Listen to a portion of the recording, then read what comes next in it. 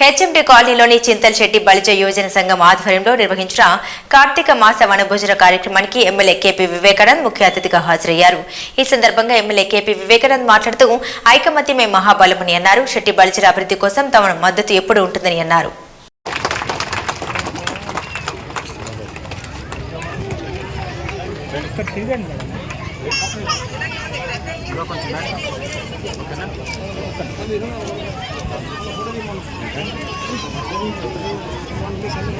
మన చింతల్శెట్టి బలిజ యోజన సంఘం వారి తరఫున సత్కరిస్తున్నారు మన శాసనసభ్యులు వివేకానంద్ గౌడ్ గారిని. గట్టిగా చెప్పట్లండి ఒకసారి. సంతోషం, మా ఆనందం మళ్ళీ మీరు వచ్చారు. ఇలాగే ఎన్నో సంవత్సరాల నుంచి మనతో పాటు ప్రెస్ క్లబ్లో కూడా కొంచెం దీన్ని ముందుకు తీసుకెళ్తారని, త్వరలో ఈ న్యాయం చేస్తారని ఆశిస్తున్నాం. ఇది టర్మ్ 2 టర్మ్స్ అయిపోయినాయి. ఇక్కడ ఉన్న వాళ్ళందరికీ కూడా ఎవరికి కూడా ఉద్యోగము, ఉపాధి, హెల్త్లో కానీ ఎక్కడా కూడా ఎలిజిబిలిటీ లేదు. అది సఫర్ అవుతూ వస్తున్నారు. ఇంకొక విషయం మీ దృష్టికి తీసుకొస్తున్నాం. నిన్న బీసీ కమిషన్ నిరంజన్ గారిని మేము, కుమార్ గారు అందరూ వెళ్ళి కలిసాం. వాళ్ళు చేసిన తప్పిదం ఏంటంటే ఈ కుల గణ జనన సర్వేలో ఎంటైర్ తెలంగాణలో అన్ని కులాలు తీసుకున్నారు. సబ్జుడిషియల్లో సుప్రీంకోర్టులో ఉందనో లేదా తీసేసావనో 26 కులాల గణన ఎక్కడ ఇవ్వలేదు. ప్లానింగ్ కమిషన్ ప్రిన్సిపల్ సెక్రటరీ గారికి ఇచ్చాం, వాళ్ళకు కూడా చెప్పారు రిప్రజెంటేషను. ఏదో విధంగా ఈ సమీకరణ చేసినప్పుడు శెట్టి బలిజ కమ్యూనిటీని ఇతరుల్లో ఉన్న బీసీబీ 4 కేటగిరీలో మెన్షన్ చేస్తే తద్వారా ఎంతమంది ఉన్నారు తెలంగాణ కొద్దిగా అసెంబ్లీలో కూడా మీరు ఈ దృష్టికి తీసుకొస్తే బాగుంటుంది జరిగే అసెంబ్లీలో.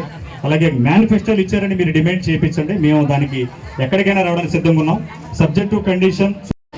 చింతల్శెట్టి బలిజ యువజన సంఘం ఆధ్వర్యంలో ఏర్పాటు చేసినటువంటి కార్తీక మాస వనభోజన కార్యక్రమానికి విచ్చేసినటువంటి మా సోదరులందరూ కూడా పేరు పేరున హృదయపూర్వక నమస్కారాలు.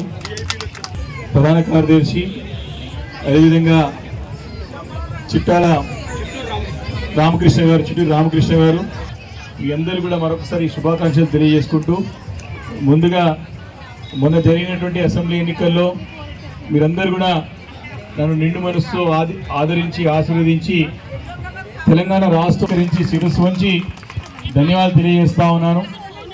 గడిచిన 10 సంవత్సరాలుగా మరి నన్ను దగ్గర నుండి చూసినారు. మరి మీరు నన్ను ప్రోత్సహించాలా, నన్ను ముందుకు నడిపించాలనేటువంటి ఒక మంచి ఉద్దేశంతో మరి ఇంత మెజారిటీతో గెలిపించినందుకు ఈ రుణాన్ని ఈ జీవితంలో తీసుకోలేను. తప్పకుండా మీకు ఎంతో రుణపడునని చెప్పేసి కూడా ఈ సందర్భంగా మీకు అందరూ కూడా మనస్ఫూర్తిగా మనవి చేస్తూ ఉన్నాను. సోదరులారా, సోదరుమల్లారా, మంచికి చెడుకు ఇప్పుడు కాదు, ఇప్పుడే కుమార్ గారు మంచి విషయం పూర్తి చేసినారు. నేను పాండు గారితో చాలా సందర్భాల్లో మాట్లాడినా, ఇప్పుడు కాదు 20-30 సంవత్సరాల నుంచి వారికి అనుబంధం ఉందని చెప్పి ఇక్కడ చాలామంది కూడా కుటుంబంతో చాలా నేరుగా దగ్గరగా అనుబంధం ఉన్న వారి అందరం కూడా మనందరం కూడా మరి అది చూసే నన్ను ప్రోత్సహించినారు ముందుకు ఇన్ని రోజులు. నేను ఒకటే చెప్తా ఉన్నా, ఏ ఇబ్బంది ఉన్నా, ఏ సమస్య ఉన్నా సరే మన దాంట్లో ఉన్నట్టు పేదవారికి చదువుకోవడానికి, పేద పిల్లలకి, విద్యార్థికి ఇబ్బంది ఉన్నా ఉంటా, నా సహకారం అందిస్తా అని చెప్పి సభకు మనవి చేస్తా ఉన్నా. మనం అసోసియేషన్గా ఏర్పడినప్పుడు, ఒక సంఘంగా సంఘటితంగా అయినప్పుడు తప్పకుండా మన సమాజంలో సంఘ సభ్యులందరూ కూడా గుర్తించి వారి యొక్క మంచి చెడులు కనుక్కొని మన బాధ్యత ఏంటంటే వారి బాగోగులు చూసుకొని వారు ఏ రకంగా ముందుకు సాగుతూ ఉన్నారు, వారు మనకు చేతులు అందించాల్సిన అవసరం ఉందా, వారికి ఏ రకమైన సహకారం అవసరం ఉందో అని చెప్పి గుర్తించాల్సిన బాధ్యత కూడా మన పైన ఉన్నది. ప్రతి ఒక్కటి కూడా డబ్బులతో ముడిపడి ఉండదు. చూస్తూ మనకి ఏ సమస్య వచ్చినా ముందుండి నడిపించిన వ్యక్తులు మన వివేక్ గారు. నిజంగా కూడా ఆ తల్లిదండ్రులకి మనం ఈ సందర్భంగా పాలవన్నం చేయాలి.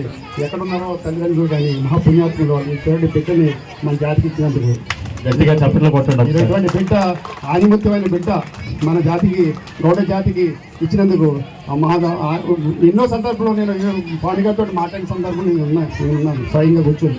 నేను నా సమస్య కూడా 2-3 సార్లు అప్పుడు చిన్నవారు ఆ టైంలో కూడా నా సింహాచలంగా ద్వారా కూడా నేను వెళ్ళి నాన్నగారితో పాండుగారితో మాట్లాడిన సందర్భం అలా చెప్తున్నాం కూడా. అదే సమస్య మీరు కొంచెం ఫోకస్ చేసుకుని ఇప్పటికైనా మా బిడ్డలకి, మా జాతి బిడ్డలు, మీ జాతి బిడ్డలే, మా జాతి బిడ్డలు, మా జాతి బిడ్డలు అందరూ ఉంటాయి కాబట్టి ఈ రిజర్వేషన్ ఏదైతే పోయిందో దానికి కొంచెం గట్టిగా కొరికి ఇక్కడికి కానీ కొంచెం గట్టి కొరికి చేసి మీరు మా తరపుని మీరు పోరాడి రకరకాల ప్రయత్నం చేశారు. కానీ ఇంకా ఇప్పుడు ప్రభుత్వం కాంగ్రెస్ ఉంది కాబట్టి ఏదో విధంగా ఈ ప్రయత్నం ఇంకా ముందు తీసుకెళ్ళి మేము ఏం అడగము, మాకు కావాల్సిందల్లా రిజర్వేషన్. చిన్నారులు అందరూ కూడా నష్టపోతున్నారు సార్. చిన్నారులు ఎంతోమంది, పేద పిల్లలు ఎంతోమంది చిన్న ఆయంలో న్యాయం జరుగుతుందని నేను ఖచ్చితంగా నమ్ముతున్నాను. అలాగే గట్టి ప్రయత్నం చేస్తాను. Thank you sir.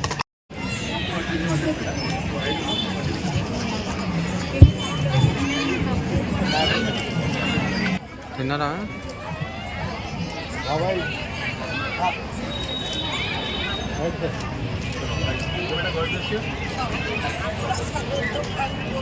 వారికి ధైర్యాన్ని, వారికి ఆ భరోసాని కల్పిస్తున్నట్టయితే వారు ఎంతో ముందుకు వెళ్ళడానికి, ధైర్యంగా సమాజంలో పనిచేయడానికి వారికి అవకాశం ఉంటుంది.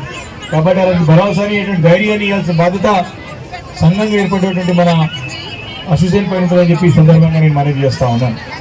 కాబట్టి మీ అందరూ కూడా మనవి ఇప్పుడు చెప్పినటువంటి విషయాల పట్ల తప్పకుండా అవి ప్రభుత్వ పరంగా ఉండే అంశాలు మరి మేనిఫెస్టోలో పెట్టారు, తప్పకుండా చేయాలని చెప్పినారు.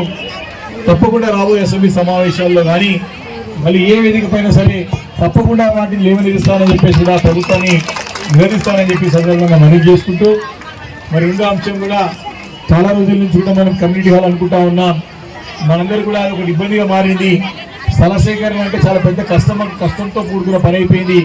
అయినా సరే ఎక్కువ నగదు గుర్తించుకొని ఒక కార్యాలయం ఏర్పాటు చేసుకుని తద్వారా అక్కడి నుంచి సేవలు అందించడానికి ఒక ప్లాట్ఫామ్ ఏర్పాటు చేసుకోవాలని కోరుకుంటున్నాం. కాబట్టి తప్పకుండా దాన్ని కూడా చూసుకొని ఆ దిశగా అడుగులేద్దామని చెప్పి మనవి చేసుకుంటూ, మరి యొక్క చెట్టుపల్లి విద్యార్థి సంఘం చిక్కల వారు మరి ఇప్పటికే చాలా మంచి కార్యక్రమాలు చూస్తూ ఉన్నా.